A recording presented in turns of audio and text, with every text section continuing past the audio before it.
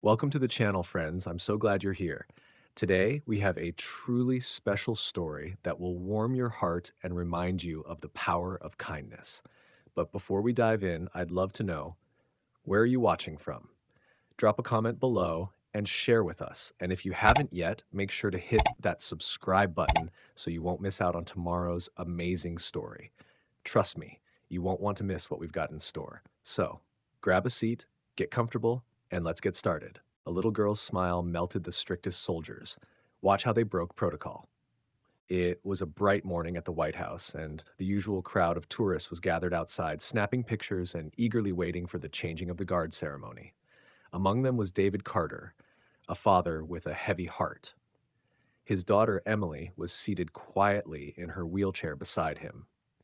Emily, just 7 years old, had autism, and over the years, David had grown accustomed to the silence between them. She rarely spoke, and when she did, it was only in whispers that seemed more like fleeting thoughts than words. Autism had built a wall between her and the world, a barrier that David could never quite breach, no matter how hard he tried. But today, something was different. As the crowd buzzed with excitement, Emily's wide, hazel eyes, which usually seemed distant, locked onto something in the distance. It was a sight she had never shown interest in before, but today, her attention was captured by the majestic figure of a horse.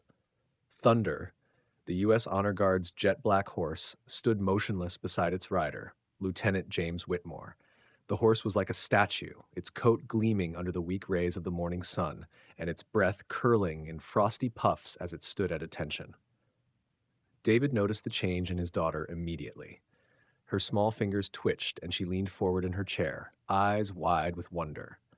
"They can't move, sweetheart," David murmured, trying to explain the rigid rules to her. "The guards, they stand like statues. They won't move." But Emily was not listening. Her gaze was fixed entirely on Thunder, the horse that stood so still, so powerful, yet somehow gentle. Then, impossibly, Thunder blinked. A ripple of surprise ran through the crowd. David could hardly believe it, but there it was. Thunder's massive head turning slightly in Emily's direction. His ears twitched in her direction, as if he were responding to her silent plea. James Whitmore, a man with 2 decades of service, had never seen the horse act like this. For a moment, the world around them seemed to freeze as the connection between Emily and Thunder became undeniable. David felt his pulse race. What was happening? The guards weren't supposed to break protocol, yet James slowly moved toward Emily. Every step he took felt like it was breaking some unspoken rule, but in that moment, he didn't care.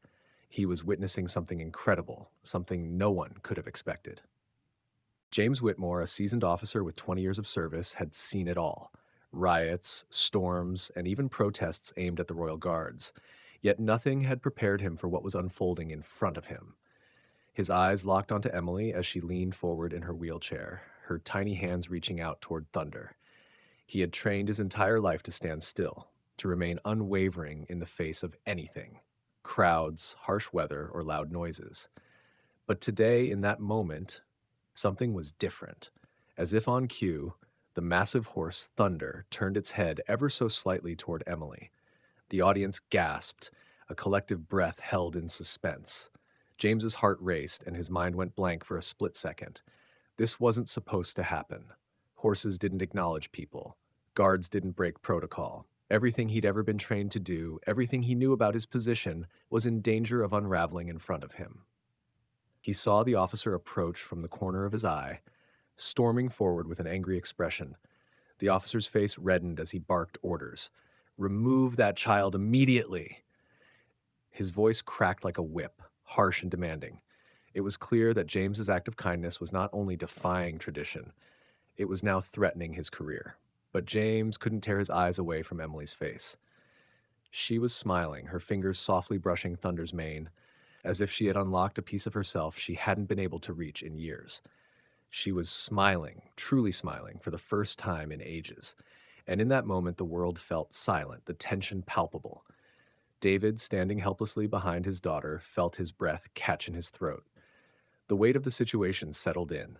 His daughter had never responded like this to anyone, to anything, before. And now, in front of all these people, something extraordinary was happening.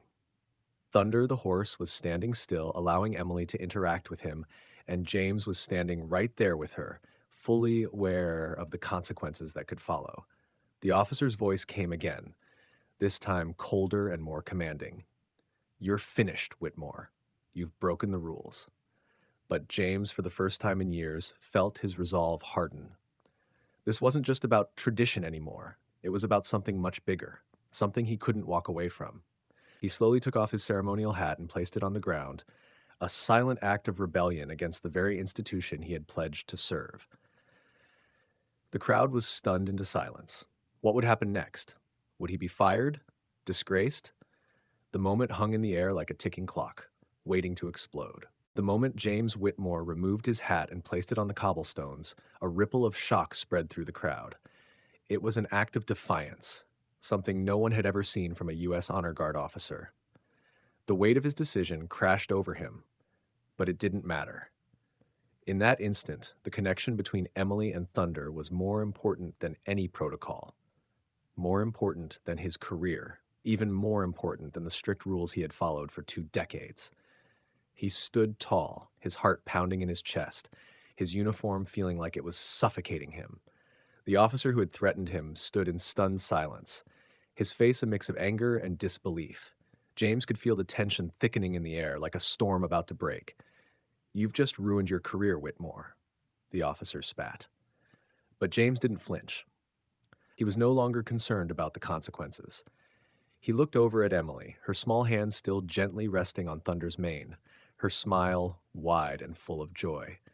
It was the first time in years that she had made such a connection with someone, or something. That was what mattered now.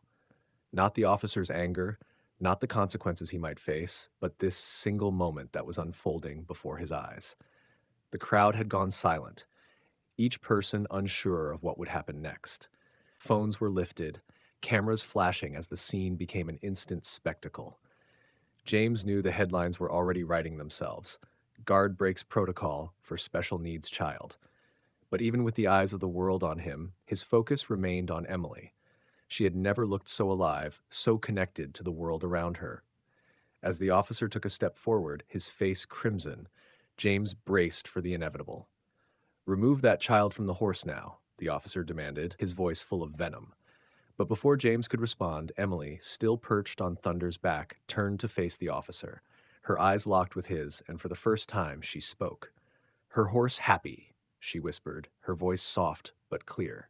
The words hung in the air like a quiet plea, and in that moment, everything shifted. The officer hesitated, his anger faltering for just a second. The crowd was still, holding its collective breath. Then, a voice from the back of the crowd shouted, "Let her stay." Another joined in, and soon the words became a chorus. The officer's glare deepened, but the pressure from the crowd was undeniable. James stood his ground, his heart racing, but for the first time in his life, he wasn't afraid of the consequences. He had already made his decision. In that moment, the old world of unyielding tradition began to crack, and the possibility of change hung in the air. As James stood, the weight of his decision still pressing on him, the eyes of the world seemed to be locked on him. The officer, visibly enraged, couldn't contain his fury any longer. He stormed forward, ready to tear into James, but just as he opened his mouth to speak, the king's voice echoed through the courtyard, halting everything in its tracks. "What is the meaning of this?" The tension was so thick you could feel it in the air. The king had arrived. James, his heart pounding, stood tall. He wasn't sure what would happen next, but he knew this was the moment that could change everything. The officer stood frozen, his face red with anger, unable to even look at the king. The entire crowd held their breath. The king, calm and collected, turned his attention to James, his voice steady and strong. Lieutenant Whitmore stepped forward. James took a deep breath, his legs feeling like they might buckle beneath him. What would the king say? Was he about to lose his career? Or was this the end of something much bigger? James stepped forward slowly, every eye still on him, including Emily's, who was now quietly perched on Thunder's back, still smiling, her hands gently brushing the horse's mane. The crowd, sensing something monumental was happening, had gone quiet. The king nodded, acknowledging James's bravery and standing up for what he believed in. "We must honor both our traditions and progress," the king said, his words cutting through the tense silence. This child, Emily, has shown us that we can have both. A change in how we interact with our people, especially those with disabilities, is long overdue. The words struck like a hammer. The king's declaration was not just a defense of James's actions, it was a statement to the world. The king turned toward the officer, who was still seething with anger, but now speechless. From this moment forward, the king continued, I decree that we will begin the open guard day, where children of all abilities can interact with the horses and guards under supervision. The crowd erupted in applause. James felt a sense of relief wash over him. He had done it. He had made a stand that was bigger than tradition, bigger than his career, and now the entire monarchy was behind him. The officer, defeated, stood in stunned silence as James took a moment to look back at Emily, her face still lit up with pure joy. It wasn't just a moment for her, it was a moment for everyone who had ever been overlooked or forgotten. And in that instant, James realized that breaking protocol had changed everything, not just for him, but for the entire tradition of the U.S. Honor Guard. 1 year later, the ripple effect of that fateful day had transformed everything. What had begun as a single act of defiance had sparked a change so monumental that it was impossible to ignore. The Open Guard Day initiative, launched by the king himself, had become a resounding success, offering children of all abilities the chance to interact with the U.S. Honor Guard's horses under the watchful eyes of the guards.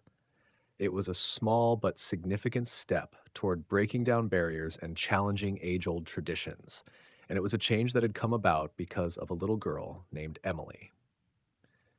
James Whitmore had been promoted to major, a position he'd never expected to achieve in such a controversial way.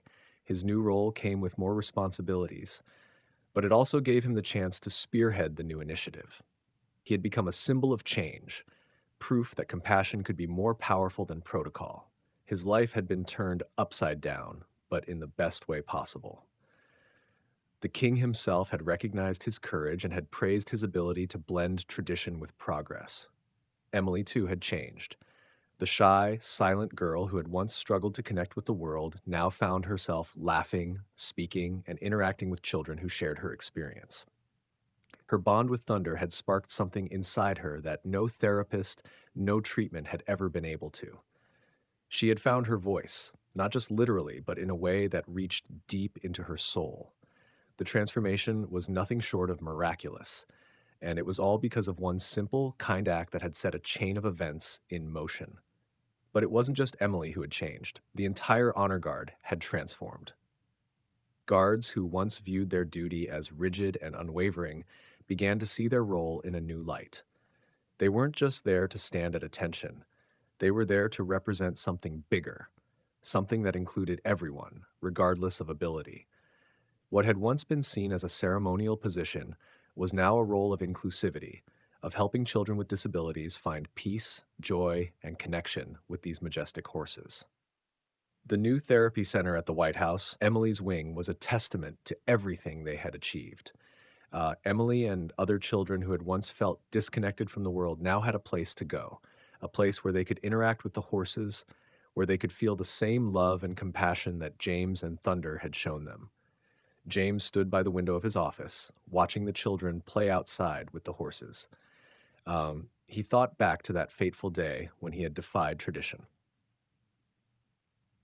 He had no idea how it would all unfold, but now, looking out at the laughter and joy, he knew it had been worth it. I hope you were as moved by this story as I was.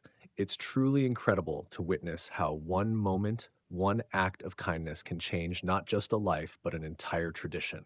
Emily's journey from silence to speaking, from isolation to connection, is something that touches the heart in ways words can't fully describe.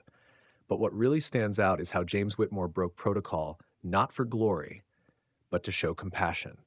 He chose to make a difference, and in doing so, he showed us all the power of breaking barriers.